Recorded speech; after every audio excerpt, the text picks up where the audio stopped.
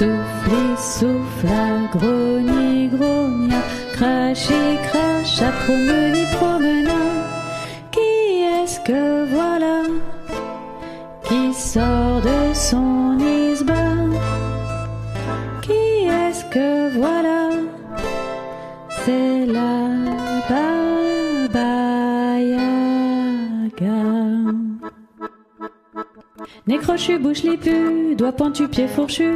Nez crochu, bouche les pu, doigt pointu, pied fourchu. Oh là là, Elle rit aux éclats, oh là là. la Baba Yaga. Elle rit aux éclats, la Baba Yaga. Bonjour à vous, excusez mon curieux aspect, mes volets tordus comme les dents d'un vieux Zaïd, mes jolis murs dégoulinants de peinture. Je suis en chantier, comme nous tous, pas vrai? Je sais, vous êtes là à écouter une histoire, et je vous interromps tout le temps. Mieux vaut que vous le sachiez dès maintenant. Je vais coller une histoire dans les trous d'une autre et élaguer mes propres contes avant qu'ils soient finis. Vous pouvez toujours appeler cela des agaceries. Moi je dis, c'est le suspense. La vie d'ailleurs ne progresse-t-elle pas de cette manière? Certaines existences apparaissant de manière inopinée, inopportune, d'autres interrompues trop tôt, avant l'apogée. J'ai vu assez de vies commencer et finir pour que ce type de narration devienne ma première nature. Et vous n'allez pas contester à une vieille maison la dite nature? Non, bien sûr. Je vous dirai ce qui était advenu avant. Je le réciterai comme on récite un conte. Les souvenirs de cette sorte, ils sont plus faciles à comprendre de cette manière.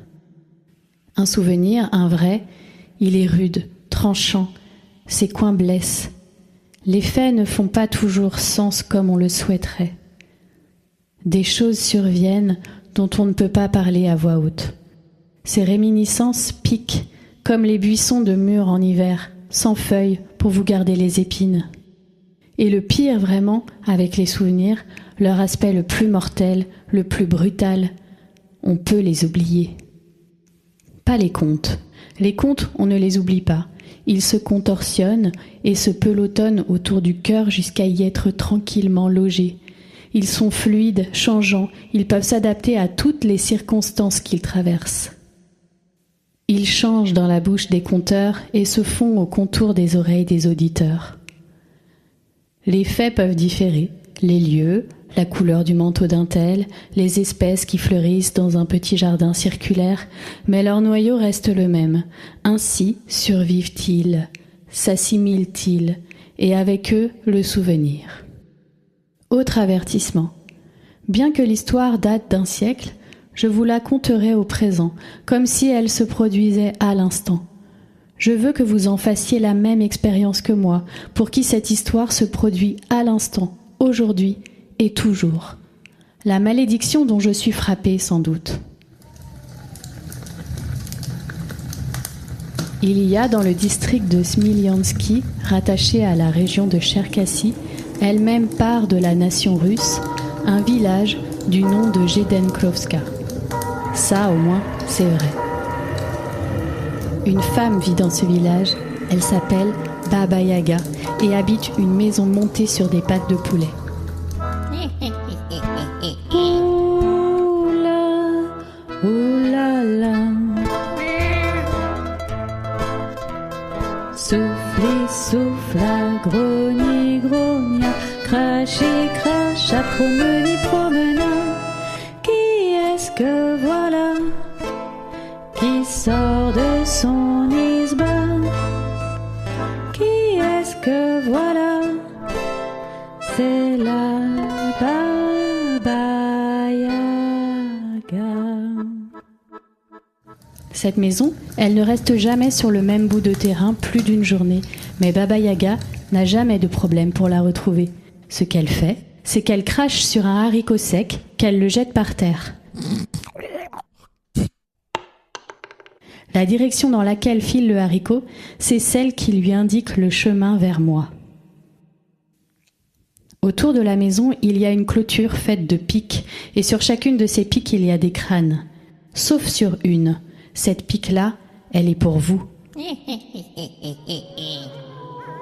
La nuit, les crânes luisent comme des lunes. Si vous vous approchiez de la maison sans y être invité, les crânes pleureraient du lait de lune, des larmes couleraient sur leurs joues pâles. Ils vous chanteraient une chanson dans une langue que vous ne parlez pas, mais qui vous est familière, tellement familière, comme celle dans laquelle votre mère fredonnait des berceuses.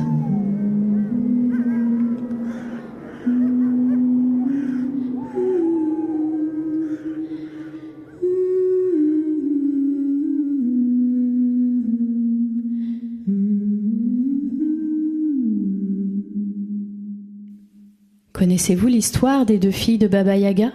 Elle les avait fabriquées avec des dents. Écoutez. Pendant tout l'automne, Baba Yaga regarde les filles du voisin Goy jouer dans le lit de la rivière. Elle étudie la manière dont elles ramassent les vers de terre, délicatement, sans les écraser, entre le pouce et l'index.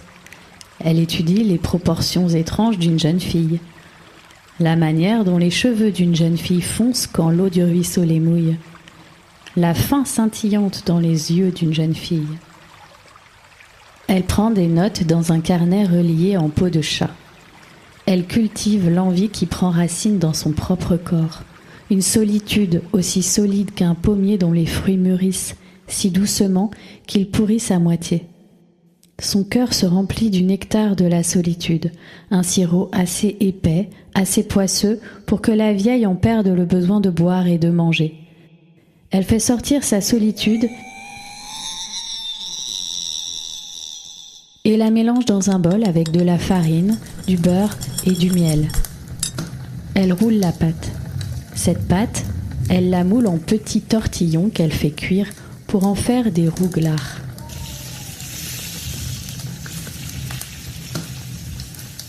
Le lendemain matin, Baba Yaga rend visite aux 2 jeunes filles qui jouent dans la rivière et leur offre ses gâteaux.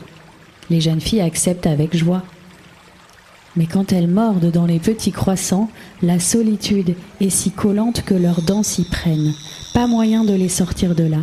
Elles rongent, elles tirent, elles grincent des mâchoires, rien à faire. Baba Yaga s'avance vers elles, saisit le rouglard qu'elles ont dans la bouche et tire fort. Hop! À chaque fille, elle arrache une dent encore plantée dans la pâte. Baba Yaga crache sur un haricot blanc, le jette par terre et le regarde rouler. Elle se dépêche de rentrer chez elle. Elle fait tremper le rouglard dans de l'eau de rose pour l'amollir et retirer la dent. Les 2 dents sont enveloppées dans un bout de laine. Baba Yaga y fourre aussi un brin de romarin, un copec en cuivre et une goutte de son propre sang provenant du bout de son doigt. Le soir venu, elle pose contre chacun de ses tétons un de ses petits paquets. Elle leur donne le sein. Le lendemain, à l'aube, elle a 2 petites filles. L'aînée, Hila, a de longs cheveux ailes de corbeau qui lui tombent jusqu'au milieu des côtes et des mains fortes comme des étaux. Elle est très intelligente et très cruelle. Baba Yaga l'aime plus que la vie. La cadette, Malka, n'est qu'un bébé, encore potelé et mou comme un levreau. Ses yeux sont aussi humides et luisants que des pierres au fond d'une rivière. Elle pleure nuit et jour. Baba Yaga l'aime plus que la lune, plus que la mort, plus qu'elle ne pourrait jamais le dire avec des mots des mortels. Un soir, un devin se présente à ma porte et tire sur la patte de hibou qui sert de clochette. Aïe, il y a quelqu'un qui est à la porte. Aïe. Il dit à Baba Yaga que l'une de ses filles ne parviendra pas à l'âge adulte. Baba Yaga lui coupe la gorge et le fait cuire dans une marmite en fer sur le fourneau. Ce soir-là, elle et ses filles font bombance. La vieille et ses 2 enfants se pelotonnent au-dessus du fourneau, emmitouflés dans des peaux de mouton, et elles dorment. Elles sont heureuses pendant un moment. Oh là là. Soufflez, souffla, grogni, grogna, crachi, cracha, promeni, promena. Qui est-ce que voilà qui qui sort de son isbin. Qui est-ce que voilà? C'est la Baba Yaga. Nez crochu, bouche lipu, doigt pointu, pied fourchu. Nez crochu, bouche lipu, doigt pointu, pied fourchu. Oh là là, Elle rit aux éclats, oh là là. la Baba Yaga. Elle rit aux éclats, la Baba Yaga.